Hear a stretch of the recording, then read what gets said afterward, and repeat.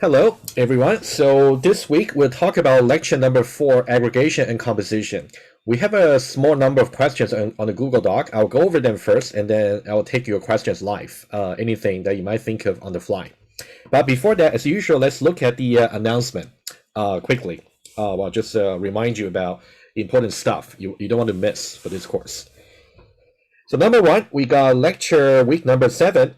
It was released on Monday, so it's been released for about 2 or 3 days already. I know you have a written test this week, but you may also want to actually plan your time to watch clips for lecture 5 about inheritance.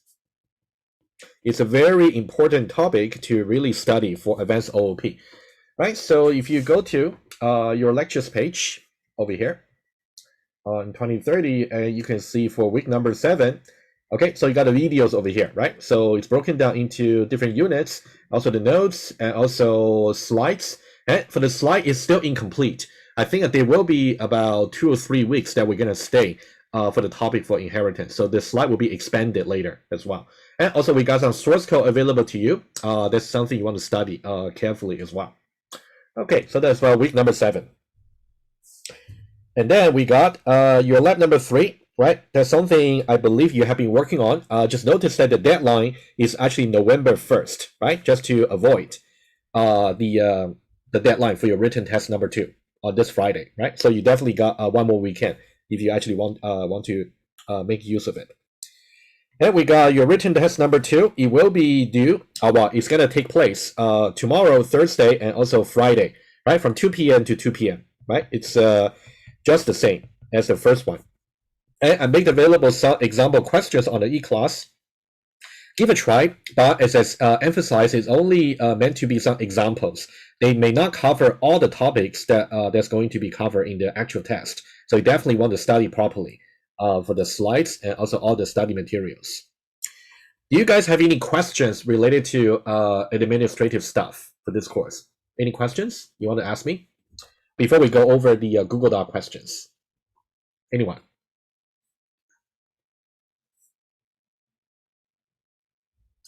Okay, I'll pause for one more moment in case you got any questions.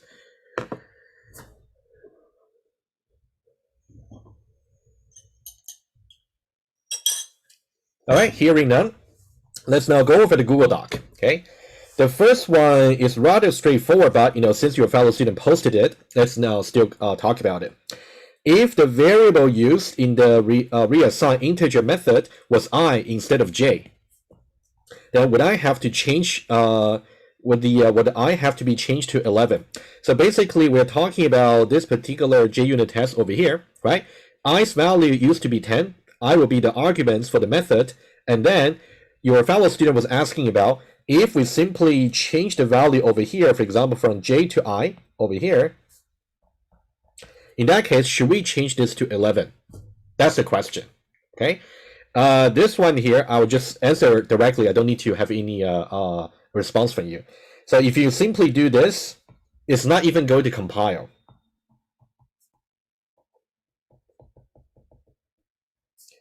Because under the scope of this particular method over here, only j, the parameter, can be used. But if you simply use I, there's no way for you to actually refer to the I over here. They simply belong to different scope. While you can see under different classes, of course, there's a JUnit test class, and also they're under different methods. So that definitely you cannot just do that. Okay, so it's as straightforward as that. You just cannot do it. Okay. Any follow up to this question here about how you can pass the primitive value for call by value for arguments? Any questions? Okay, let me now move on to the next one.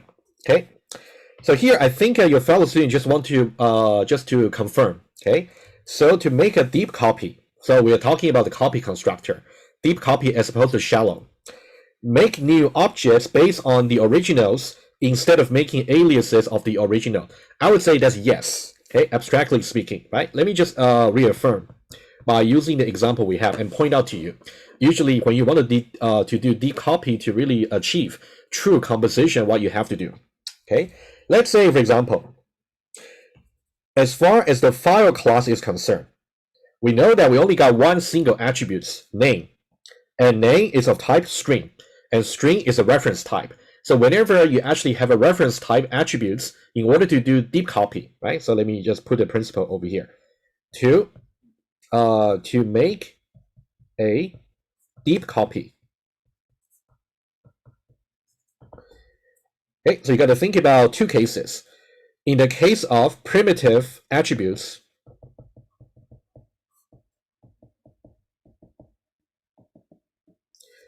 in that case, you will just have to use the assignment operator, just the equal sign. Yeah, for example, you might say this dot integer I is assigned to, let's say, other dot I, right? I'm talking about, let me just give you one example here. Let's say class, let's say A, okay? And then here you got an attribute I over here. And let's say you have a copy constructor. So you would say A over here, and then you would say A other. So in this case, you'll be very straightforward. Since you only got a single primitive attributes, in that case, you would just say this.I is assigned to other.I. As simple as that. Okay. On the other hand, for the second case, which is what we are dealing with for the file class over here, in the case of reference attributes,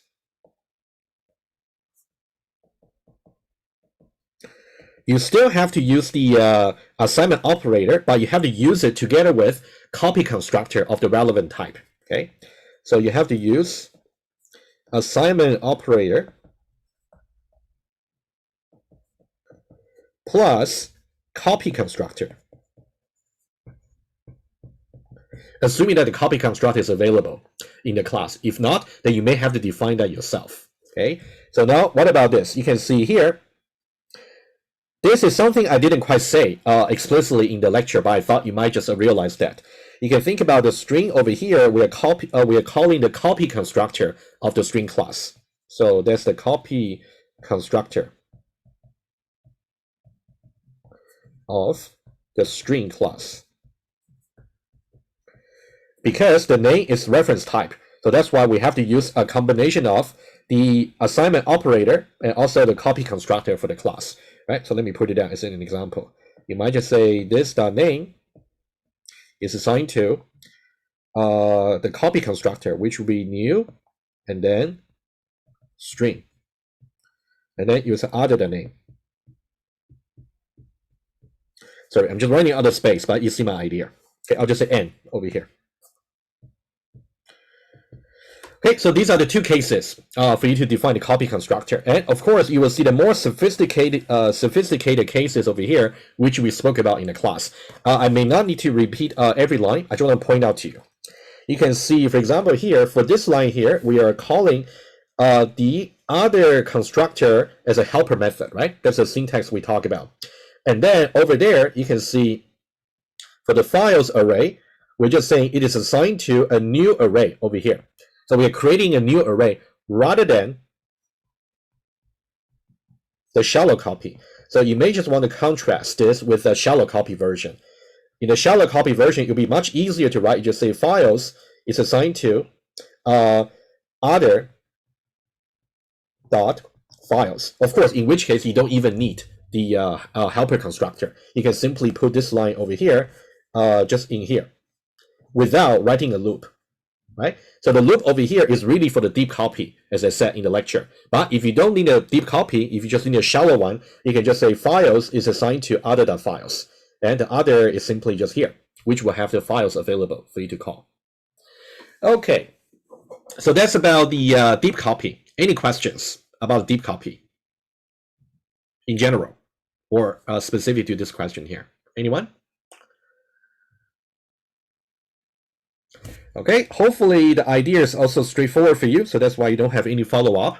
Okay, seeing none, let's now move on to the next one. Okay, so I believe your fellow students, the question that's posed by them is referring to this little exercise I put on the slides, and I think this is something you also encounter in your lab number 3, right? Let's take a look.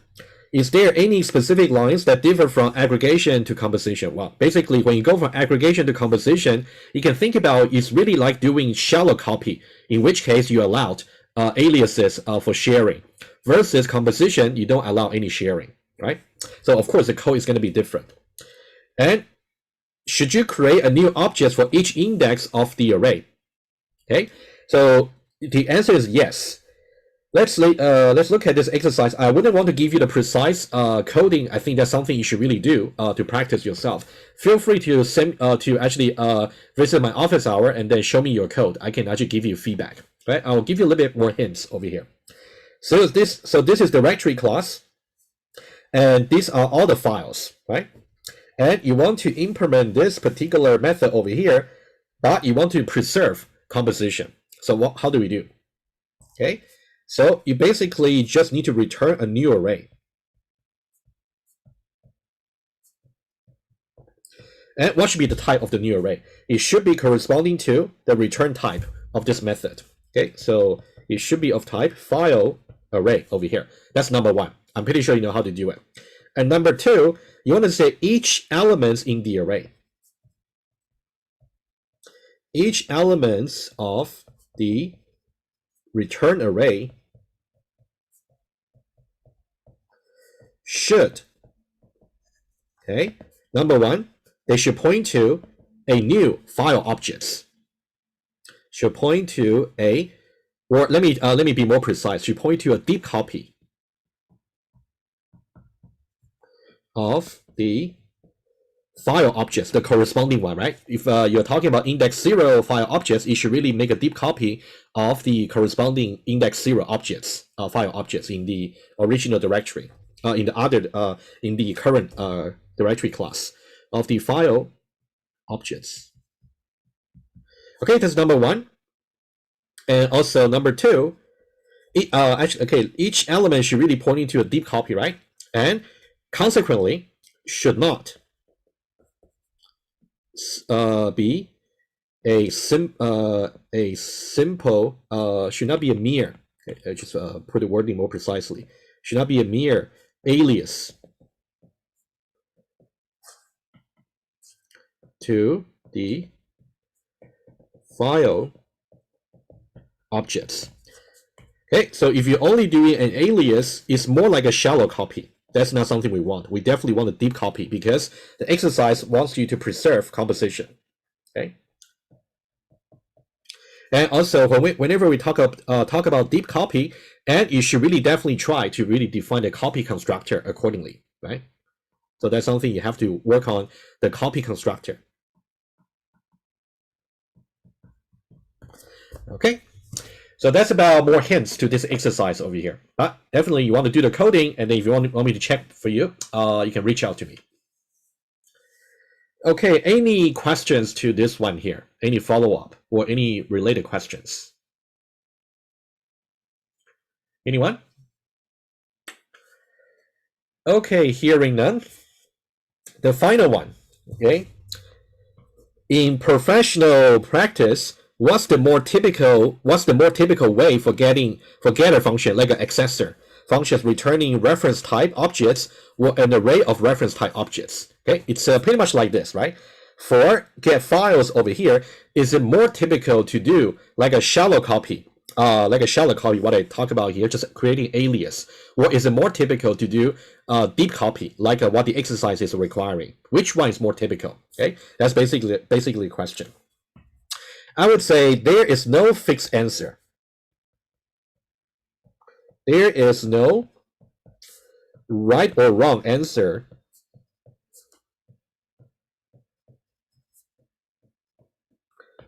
Meaning that if you actually choose to really implement either by aggregation or composition, either way, it really has to correspond to your requirements. For example, if the requirement is really to preserve composition, meaning that you don't want to have any sharing among the objects, in that case, you definitely want to return just deep copies. On the other hand, if there's no such requirements, and then to really save the space, you will need just aggregation. That's the principle. Okay. Let me write it down here. So you want to say if the application requirements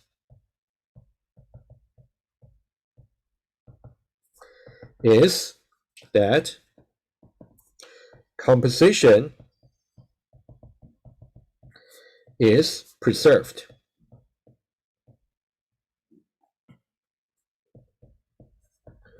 Then deep copy constructor. Deep copy constructor is needed at different levels. In that case, you may have to make sure, for example, directory itself must have a copy constructor for doing deep copy. And also at the file level, you also got to do deep copy constructor at different levels. Okay, otherwise, if there's no such requirements to preserve the composition, to save space, a shallow copy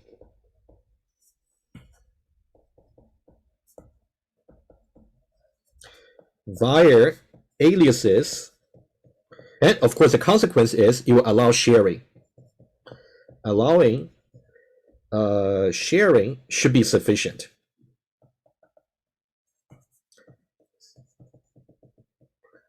All right, so that's the principle. My point is there's no right or wrong answer in reality. So it really boils down to what you really need for your application. So you have to decide at the conceptual level whether or not you want to preserve the composition. If yes, you would go for deep copy.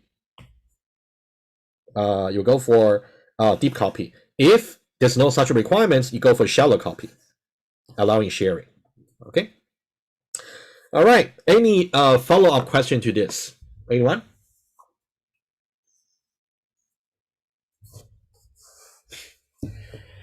Okay, hearing that. So that's about all the questions that's posted on the Google Doc.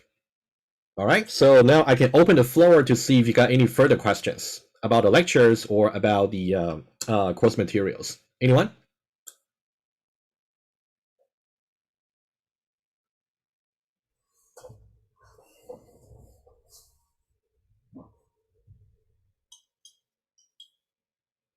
Okay, I can wait for a little bit longer in case you're still formulating your questions, but let's wait a little bit longer.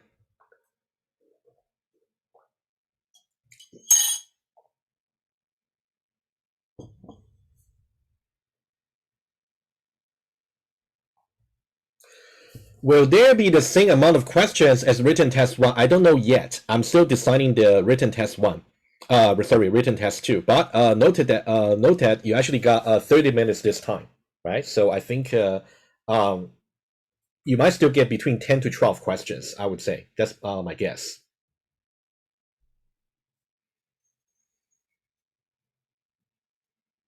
Okay, any other questions?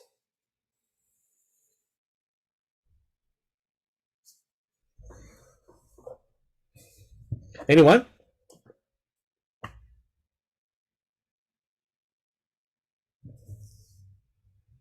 Okay, I'll wait for just one more moment. If no, then it's really your time. If you have no questions, then I'll let you go. And if you got other questions, feel free to reach out to me as usual. About the coverage for written test 2, please refer to the guide, right? That's why I released the guide. Yeah, I don't need to repeat that. Please take a look at the guide.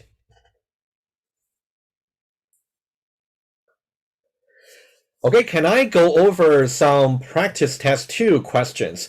You know, I only released that about yesterday, about before noon, about 24 hours ago. I would say I may just want to give everybody an opportunity to try the questions first before I go over. I think that'll be better for your learning. So maybe I will try to go over some questions maybe tomorrow in the session for your session E fellow students. I'm pretty sure they will ask me again. So you can feel free to attend the session tomorrow, or you can just watch the recording tomorrow. Either way, but I think at this point it's better to I look up the e-class. Not so many attempts just yet, so it's better to actually look at that first before I go over. The marks, hopefully they will be released either by the end of this week or early next week. Yeah, we're still working on that with the TA.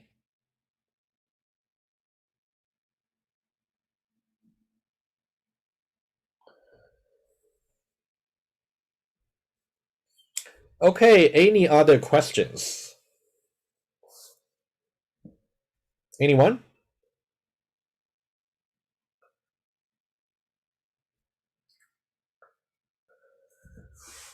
Okay, I'll really pause for one more moment in case you don't. In that case, I will end the meeting. Let me wait for one more moment. Okay.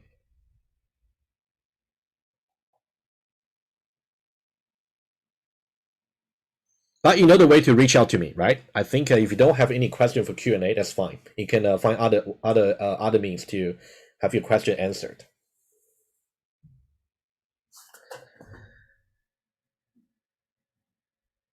Okay, seeing none, thank you so much. And I think I will, as I said, I will go over the practice question for written test 2 tomorrow. You're welcome to attend the session, or if you just want to watch a recording. Yeah, either way. All right. Thank you, and I'll end the meeting now. See you later.